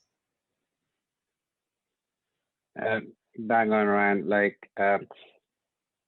I'll kind of wrap it up with 3 points around how customer marketing has changed, right? Maybe I'll put it in this way. I'll just tell you guys what it was even a few years ago, how that was changing, and how COVID has accelerated that change or completely put it in a different span and space. So initially, here's what we did as a telco. We had a commodity service of connectivity where what we were doing was we have a better rate along with some guarantee that the quality would be good. Here is our laundry list of service. We will kind of take it to where we know people who need connectivity would be sourcing, whether that's a consumer or a business or whatever it is, different forms of advertisement, and they would pick and choose. Yes, I need connectivity. I'm going to go with this because this is appropriate in terms of the quality and the price point that is suitable for me. That's it. Customer marketing was over. Where we are today, if you just think of all the different ways communication is directly or indirectly being enabled, you just cannot do that anymore. You cannot go with your list and expect people to identify which part of that list is suitable for them. You have to know who is going to be seeing your list. You have to segment them, understand which part of your solution is appropriate to them, understand why it is appropriate, because they will not use all of your solutions in the same way. Even the same solution can have a very different application between one customer and another. So the story that you're telling them why that solution is relevant for them has to be presented with maybe with a case study or with a video illustrating why you, Mr. Customer A, would want our solution, which might be very different from why you, Mr. Customer B, would want our solution, the same solution. So that understanding of taking the right message to the right customer has certainly become more nuanced and I would say almost strategic, an imperative to be successful. The other thing I think which has evolved in our area of customer marketing is we now have, as things have gone more and more into digital, previously what was unknown have started becoming known, right? There is digital footprints left everywhere by customers. There is customer intent data left. There is customer intelligence data left. Some of them are marketing reports. Some of them are aggregators who collect such information. So all those information certainly help you to understand how this big data of what the customer desires, which has been left in multiple different forms of cookies or forms filled up somewhere, how can we convert that to take a better story to our customer? So that's a relatively newer thing that has developed over, I would say, even less than the last decade, but more so recently. And that is certainly driving a lot of change in how we take, who we take to the story, what story we present. Lastly, digital selling, and this is where I'm going to tear a bit into the COVID world. That was, I would say it was picking up in its way on the consumer side of the business quite well. People were getting comfortable of ordering a cell phone on the internet. On the B2B side, people still wanted to kind of really have that people relationship because you are putting a lot of millions of dollars sometime on a contract, right, on a business side. And it's difficult instinctively for us humans to do that over just clicking a few forms and then hoping that whoever is on the other end of the form does their work without knowing or putting a face to it. It's a human instinct, right? That human instinct was broken by COVID.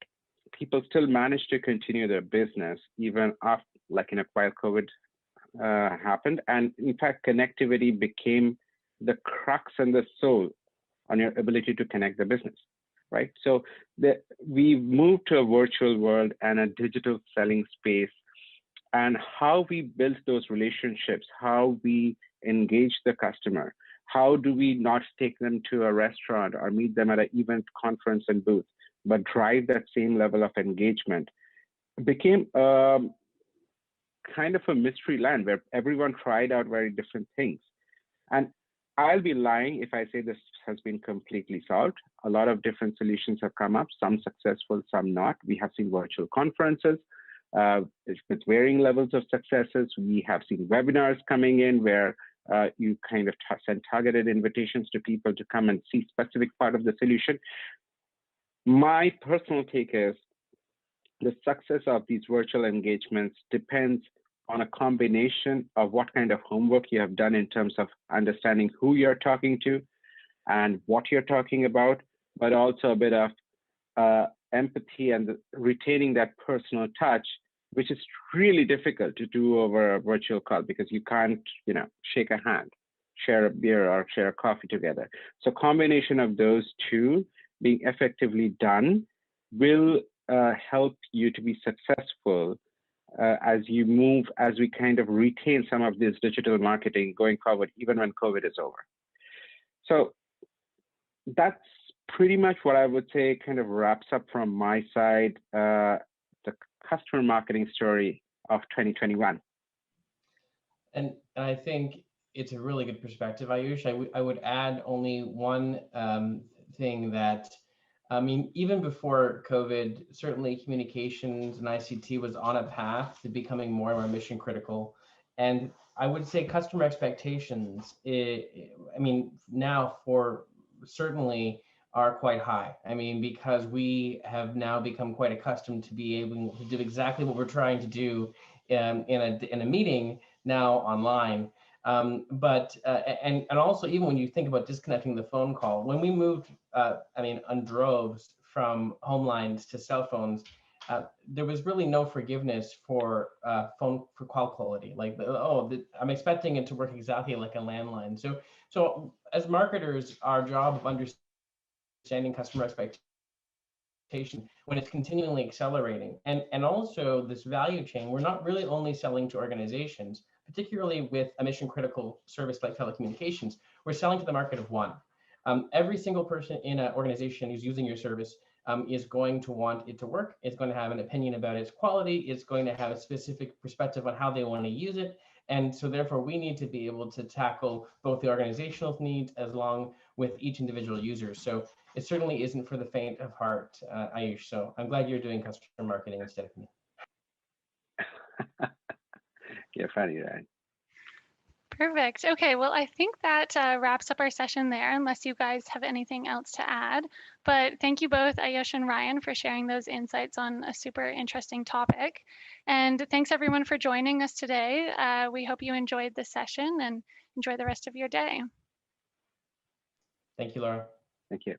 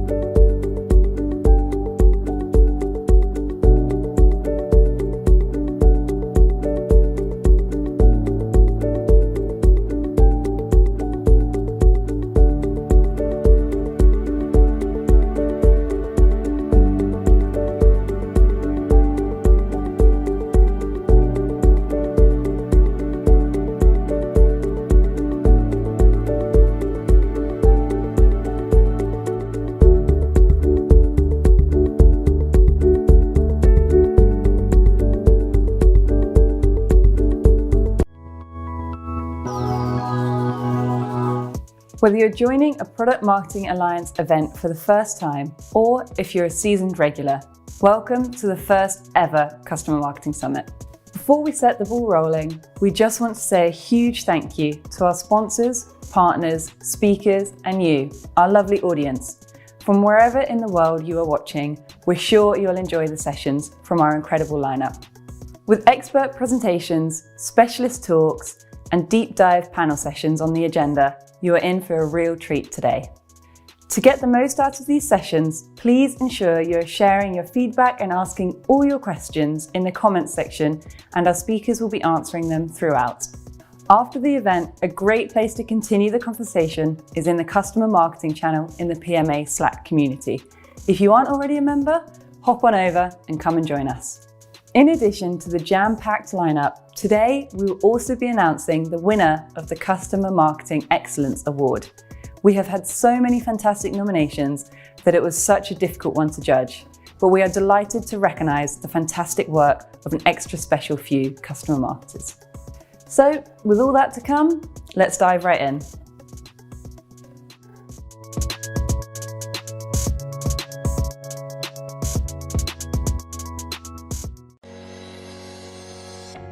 I'm responsible for community engagement and advocacy, and I couldn't do my job without Influitive. Prior to Influitive, everything was very manual. Now what I can focus on is building out these challenges that sit in our advocacy hub, and customers can engage with those challenges whenever they have time. And customers love it too because they're having a real impact on our product roadmap and they know they're making a huge difference.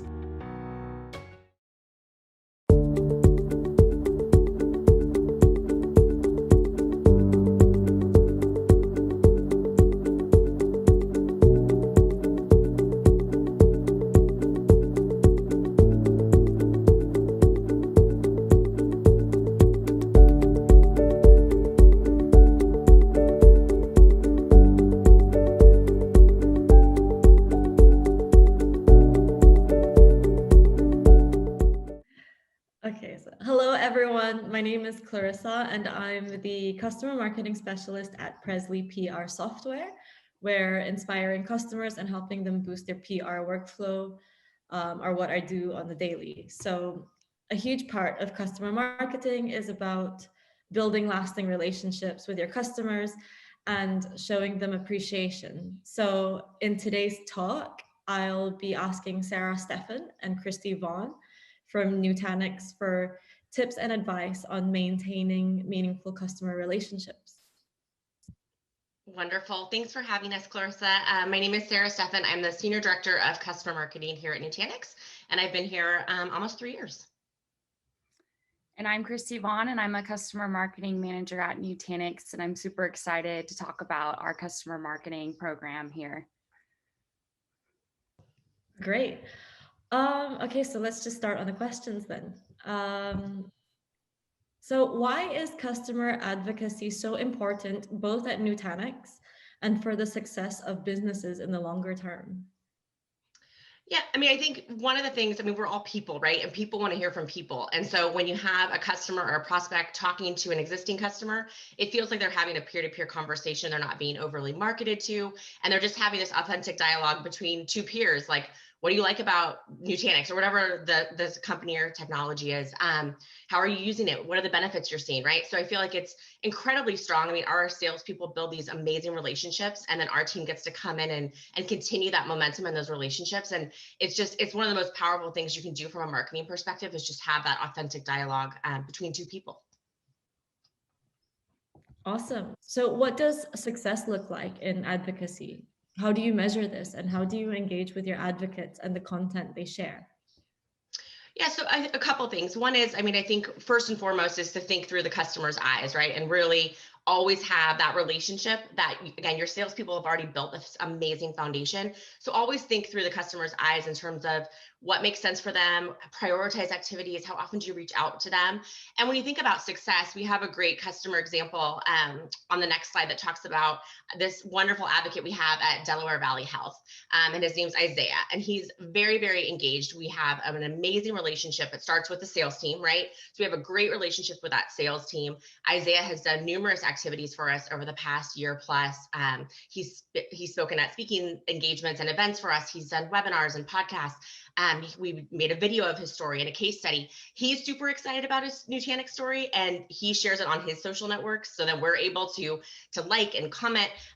We're very aware, again, of the volume of activities that our customers are doing and making sure that we're not overly rotating and not reaching out to them too often with too many different asks. So really prioritizing that, and then thanking him in a meaningful way, which Christy will talk more about. But we send him thank you cards, and we send him, little presents in the mail. Unexpected delight, I think, is one of the things we work really hard at. But this kind of snapshot, again, all the activities, him being excited about it, we're excited about it, is really what success looks like for us. Great. I guess customer marketing is also all about, engaging and being really mindful about how you reach out to your customers. So what are some of those extra steps you would recommend customer marketers take to make their advocates feel extra special? Yeah, so one thing to mention is it's really about showing that appreciation for your customer, and there's many ways to do this, and it doesn't have to be a super expensive cost to your business. So one thing we do at our .next conference, for every customer speaker, for every VIP customer, we have little gifts for them with handwritten thank you notes, and we go to their session or we meet them in person and we thank them for their participation and we give them a thank you note. We also make sure all of our customers at events have water, have coffee, they have front row seats to our .next conference. And then other things we do is we give them access to our executives through our VIP experience. We make sure that they get to meet with our executives one-on-one because that's super important to them. Other things that we like to do is, like Sarah said, delight our customers with Nutanix swag anytime they participate in anything with us, just making sure they feel the love back. And then, of course, liking their posts on social media, following them, engaging with them on their platforms. And another thing that we do is we'll nominate our customers for industry awards. So this could be something special to them, and we want to make sure they get recognized for all the great work that they're doing. And then lastly, it's our VIP experiences. So I'll touch more on that on the next slide. But that's just going the extra step for our VIP customers by offering these exclusive opportunities just for them. Great. So the next question, and I'm sure that this question is on every listener's mind right now. Could you tell us a little bit about how you deliver a great customer experience at your in-person events and how you pivoted to deliver the same high value or high quality experience through your virtual engagements in the face of COVID? Yeah, I mean, I think obviously COVID changed the game for everyone, right? And we really had to think through, since we're not having in-person events, how do we still maintain that relationship and engagement? And so two things, as Christy talked about, when we do have our in-person events, when we do have our big .next conferences, we invite our customer speakers basically to like a VIP lounge, right? Where they have food and drinks, and our executives are coming in and out of that at the same time. They can sit in the lounge and watch the main stage events if they don't want to actually go into like the conference area. We also have, main stage industry speakers and, luminaries basically at the events. So access to those people, meet and greets, photo ops, all that good stuff. So that's like the in-person part of it. And then obviously we're not having in-person events. So we kind of put our hats on and thought about like, what could we do for our customers during this time when it's really a struggle for everyone, right? And everyone's dealing with Zoom fatigue and they're dealing with work-life balance issues and putting barriers up. And how could we just thank them in a really meaningful way and give them something back? And so we came up with this idea of Nutanix Select. And so it's a virtual event series. There's no ask of our customers. We're not selling to them. There's no presentation about Nutanix technology. It's literally us just doing something to help them in their careers or something fun. So here's some of the things we've done. And this kind of has continued over the last, 6-7 months at this point. We did virtual presentation skills. So presenting in a virtual world is different than presenting in a conference room in person.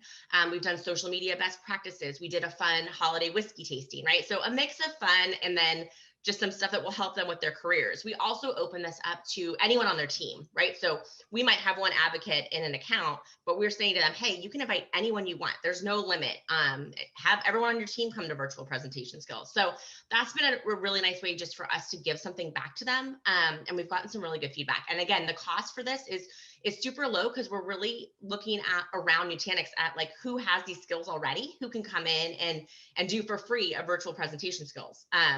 Obviously the whiskey costs some money, but we thought it was worth it. So that's one of the things we've done in the virtual world to keep engagement up. Christy, anything you would add on that?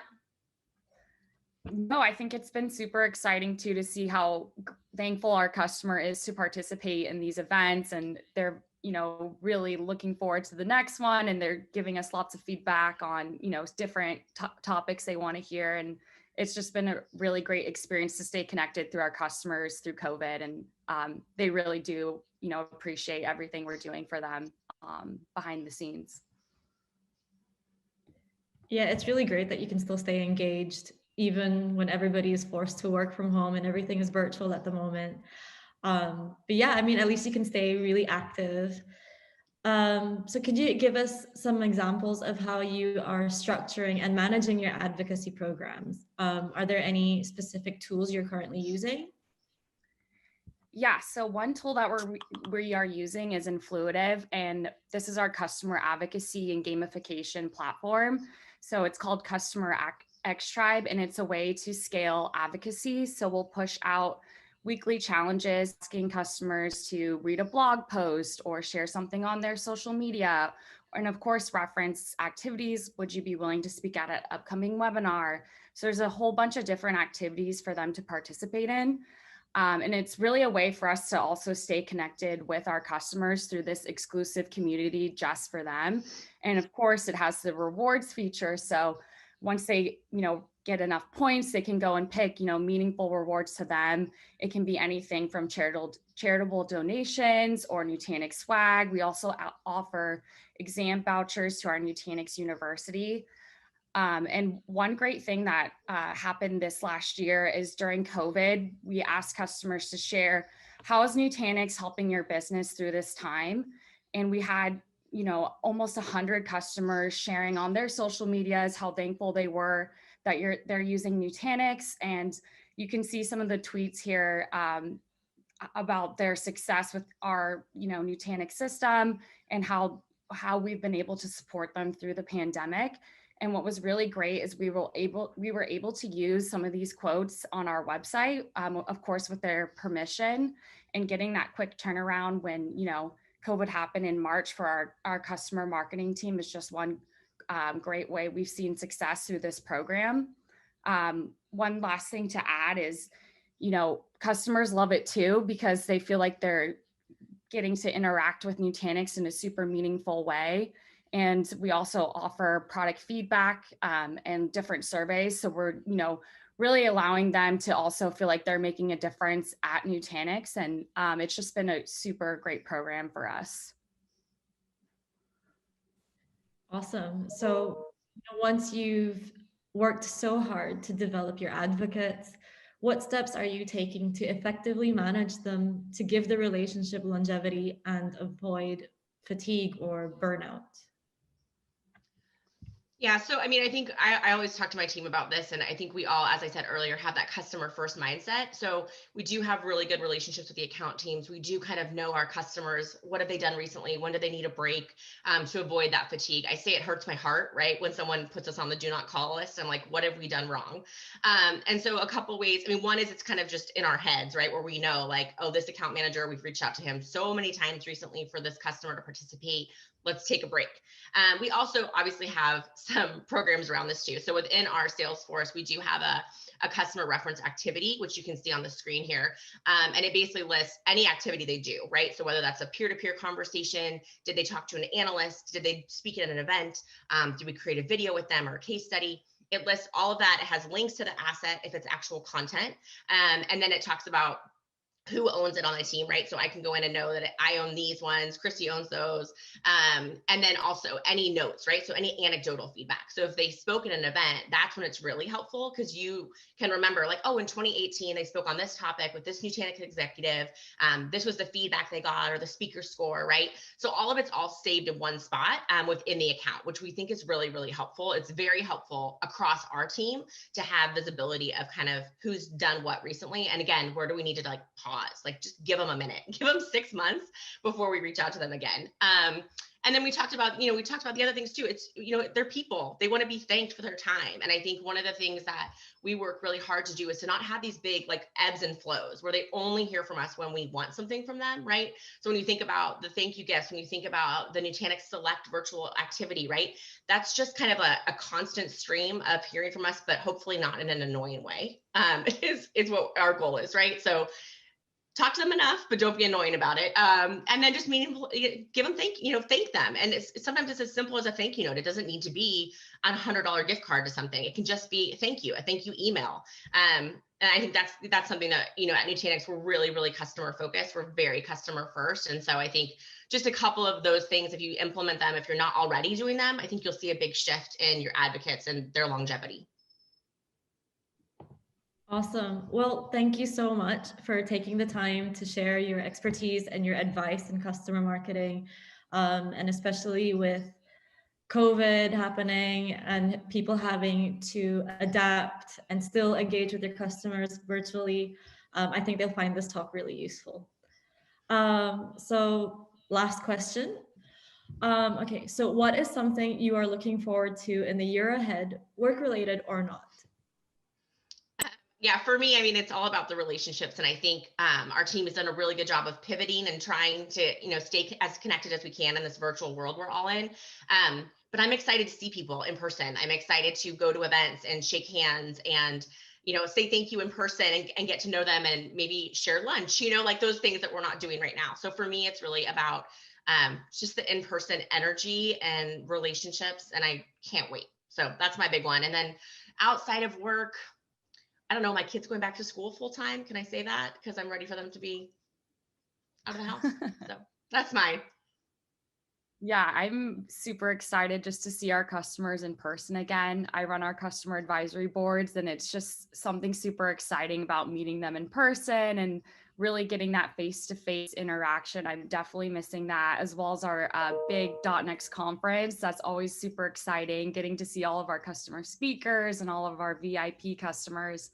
Looking forward to that. And then non-work related, I'm looking forward to getting back into the gym, going to Orange Theory Fitness and getting back into my routine, and back to our new normal, whatever that might be. But thank you so much for the opportunity to present, and everyone, please feel free to stay in touch. Our contact information is on this slide, and it was just really a joy to share what we're doing at Nutanix for our customer marketing programs. Yes, thank you so much for having us, Clarissa. We've loved chatting with you. And as Christy said, let's keep the conversation going. We'd love to chat with you about what are you doing in terms of your relationships and share tips and tricks. So thank you so much.